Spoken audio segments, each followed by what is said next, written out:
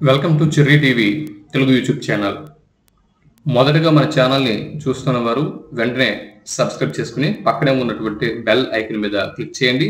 ప్రతిరోజు కూడా అందరికంటే ముందుగా మన జీకే అండ్ కరెంట్ అఫైర్స్ బిట్స్ని అందుకుంటూ ఉండండి. ఈ వీడియోలో మొదటి బిట్టు 2024వ సంవత్సరంలో పార్లమెంటుకు పోటీ చేసే అభ్యర్థి నామినేషన్ ఫీజుగా ఎంత మొత్తంను చెల్లించాల్సి ఉంటుంది? ప్రశ్న మరోసారి.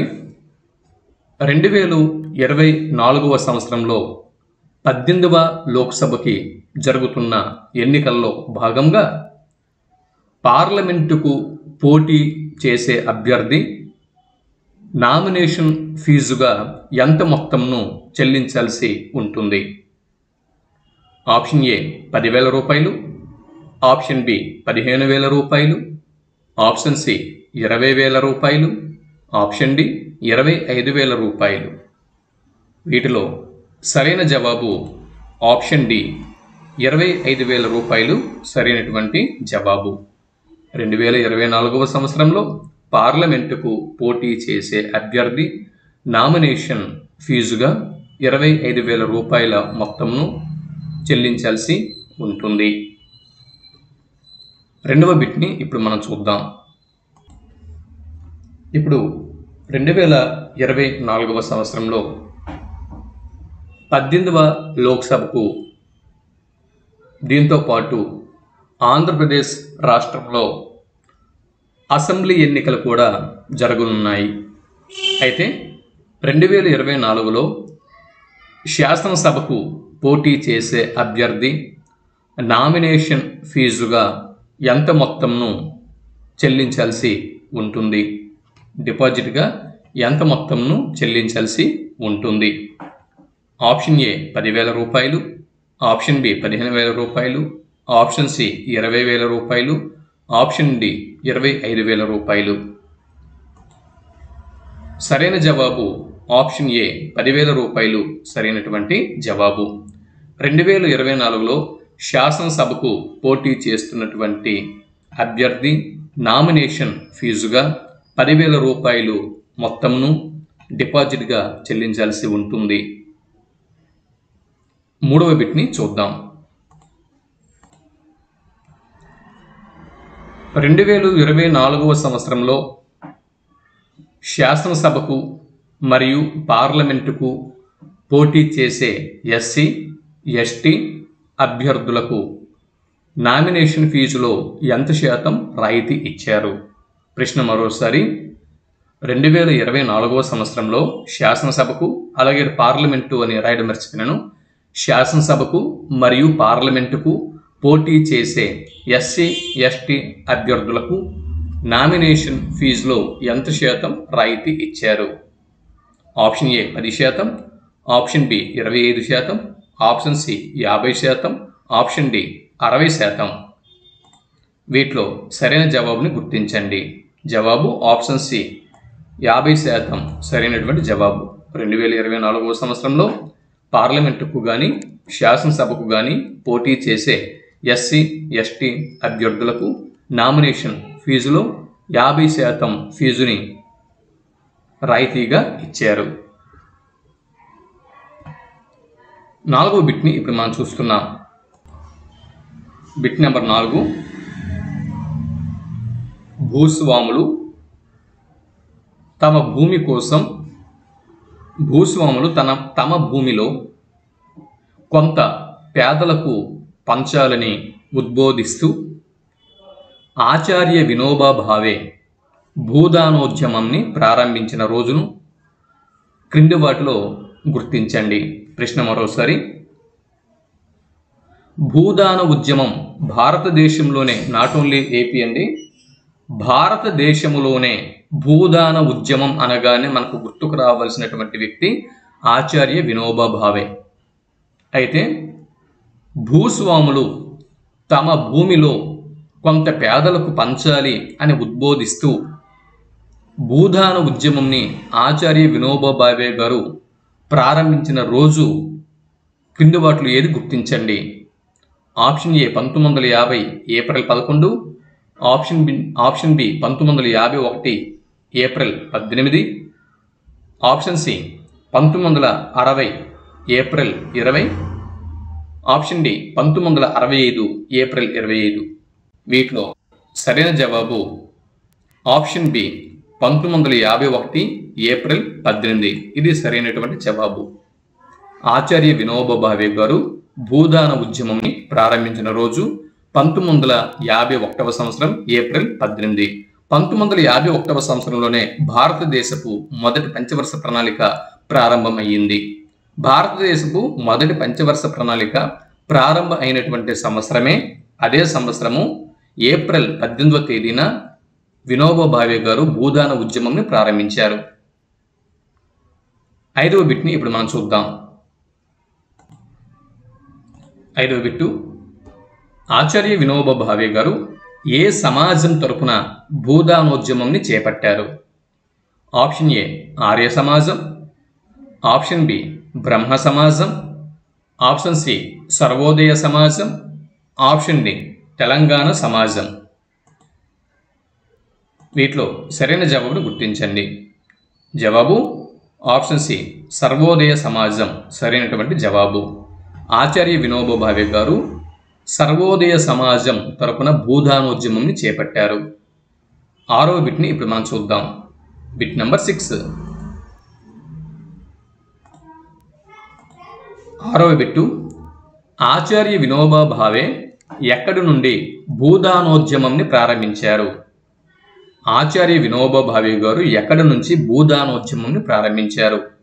ఆప్షన్ ఏ మేడ్చల్ నుంచి, ఆప్షన్ బి యాదాద్రి భువనగిరిలోని పోచంపల్లి నుండి, ఆప్షన్ సి గుండ్ల పోచంపల్లి నుండి, ఆప్షన్ డి జగిత్యాల నుంచి. సరైన జవాబు ఆప్షన్ బి యాదాద్రి భువనగిరి జిల్లాలోని పోచంపల్లి గ్రామం నుంచి ఆచార్య వినోబా భావే గారు భూదానోద్యమంని ప్రారంభించారు. ఇప్పుడు 7వ బిట్ని మనం చూస్తున్నాం. ప్రస్తుతం మనం 7వ బిట్ని చూస్తున్నాం.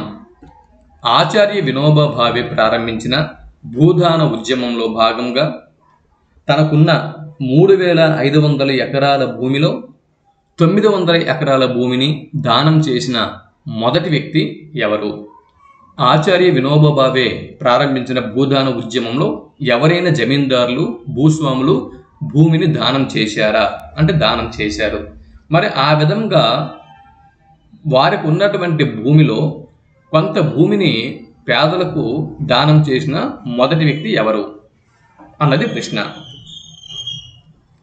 ఆచార్య వినోబా భావే ప్రారంభించిన భూదాన ఉద్యమంలో భాగంగా తనకున్న 3500 ఎకరాలలో 900 ఎకరాల భూమిని దానం చేసిన మొదటి వ్యక్తి పోచంపల్లి గ్రామానికి చెందినటువంటి రామచంద్రారెడ్డి. ఆప్షన్ బి సరైనటువంటి జవాబు. పోచంపల్లి గ్రామానికి చెందిన రామచంద్రారెడ్డి తనకున్న 3500 ఎకరాల భూమిలో 900 ఎకరాల భూమిని దానం చేసినటువంటి మొదటి వ్యక్తి. అయితే ఆచార్య వినోబా భావే ప్రారంభించిన భూదాన ఉద్యమంలో 3500 ఎకరాల భూస్వామి పోచంపల్లి రామచంద్రారెడ్డి 900 ఎకరాల భూమిని దానం చేయగా, మరి భూమిని దానంగా పుచ్చుకున్న మొదటి వ్యక్తి ఎవరు? భూమిని దానం చేసిన వ్యక్తి రామచంద్రారెడ్డి. మరి భూమిని దానం పుచ్చుకున్న మొదటి వ్యక్తి ఎవరు చూద్దాం. 8వ బిట్ని చూద్దాం. ఆచార్య వినోబా భావే భూదానోద్యమంలో భూమిని పొందిన మొదటి వ్యక్తి క్రింది వారిలో ఎవరు? Option A Maisaiah, option B Yellaiah, option C Polaiah, option D Rajaiah. జవాబు ఆప్షన్ ఏ మైసయ్య. మైసయ్య అనేటటువంటి వ్యక్తి ఆచార్య వినోబా భావే భూదాన ఉద్యమంలో భూమిని పొందిన మొట్టమొదటి వ్యక్తి మైసయ్య. 9వ బిట్ని ఇప్పుడు మనం చూద్దాం. క్రింది వాటిలో సరైన జవాబుని గుర్తించండి. స్టేట్ ఆఫ్ వరల్డ్ పాపులేషన్ 2024 నివేదికను ఐక్యరాజ్య సమితి ఏప్రిల్ 17న విడుదల చేసింది. ఏ స్టేట్మెంట్ చూడండి.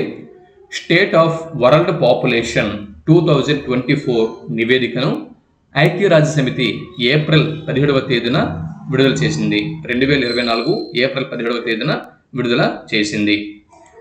ఏ స్టేట్మెంటు సరైనది? ఈ స్టేట్మెంటు సరైనదే. ఈ నివేదిక ప్రకారం భారతదేశపు జనాభా 144.17 కోట్లు. బి స్టేట్మెంట్ కూడా సరైనదే. UNFPA అనగా United Nations. UN mean United Nations. UN mean United Nations. F mean fund. F mean fund for. PA mean population activities. UNFPA అనగా United Nations fund for population activities. C statement కూడా సరైనదే. 3 స్టేట్మెంట్లు కూడా సరైనవి కాబట్టి option D సరైనటువంటి జవాబు. Option D సరైనటువంటి జవాబు. ఇప్పుడు 10వ బిట్ని చూద్దాం. Bit number 10. క్రింది వాటిలో సరైన జవాబును గుర్తించండి. స్టేట్ ఆఫ్ వరల్డ్ పాపులేషన్ 2024 ప్రకారం స్టేట్ ఆఫ్ వరల్డ్ పాపులేషన్ 2024 ప్రకారం మొత్తం జనాభాలో 14 ఏళ్లలోపు వారి శాతం ఎంత? జవాబు 24%. స్టేట్ ఆఫ్ వరల్డ్ పాపులేషన్ 2024 నివేదిక ప్రకారం మొత్తం జనాభాలో భారతదేశపు మొత్తం జనాభాలో, ప్రపంచంలో కాదండి, భారతదేశం. ఇక్కడ నేను ఇండియా డేటా మాత్రమే ఇస్తున్నాను, గుర్తుపెట్టుకోండి. మొత్తం జనాభాలో 14 ఏళ్లలోపు వారి శాతం 24%. 14 ఏళ్లలోపు వారి శాతం, 14 ఏళ్లలోపు ఉన్నటువంటి పిల్లల శాతం 24%. ఈ 144.17 కోట్ల మంది ప్రజలు భారతదేశంలో ఉన్నారు అని చెప్పాను కదా, అందులో 14 ఏళ్లలోపు వారి శాతం 24%.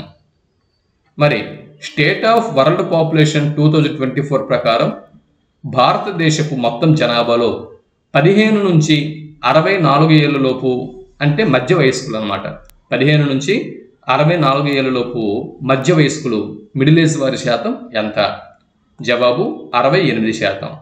68%. బి స్టేట్మెంట్ కూడా సరైనదే.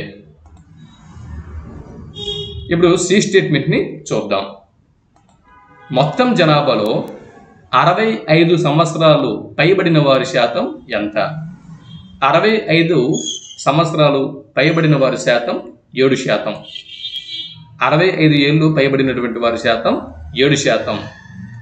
సి స్టేట్మెంట్ కూడా సరైనదే.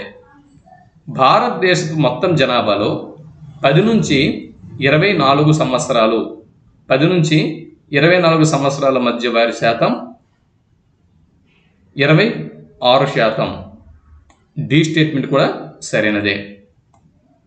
కాబట్టి ఆప్షన్ ఈ పైవన్నీ సరైనవే. ఈ స్టేట్మెంట్ సరైనది. ఇవండి ఈ వీడియోలో 10 బిట్లను మనం తెలుసుకున్నాం కదా. మరో వీడియోలో మరో 10 బిట్లతో మళ్ళీ కలుద్దాం. అంతవరకు సెలవు. నమస్తే.